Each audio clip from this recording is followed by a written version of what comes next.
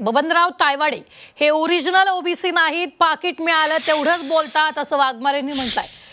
तायवाडेंवर वाघमारेंनी गंभीर आरोप केलाय। पाकिट घेऊन ओबीसींचा गळा कापण्याचं काम तायवाडे करत असल्याचा आरोप वाघमारेंनी केलाय।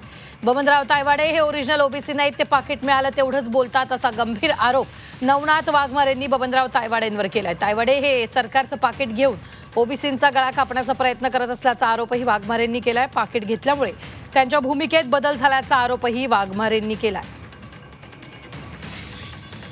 ओबीसींचं अस्तित्व संपलेलं आहे। ओबीसीचा ग्रामपंचायत सदस्य सुद्धा होणार नाही इतकं निवेदन प्रस्थापित मराठा नेत्यांनी केलेलं असताना डॉक्टर बबनराव तायवाडे वारंवार म्हणतात ओबीसीला धक्का लागत नाही, कारण बबनराव तायवाडे हे राज्य सरकारचे दलाल आहेत, राज्य सरकारचे एजंट आहेत। कारण की राज्य सरकार जे सांगन ते बोलण्याचं काम करतात। बबनराव तायवाडे स्वतःला ओबीसी म्हणून घेतात, ते ओरिजिनल ओबीसी नाहीत, ते घुसखोर ओबीसी आहेत। त्यामुळे ते असे वारंवार वक्तव्य करतात।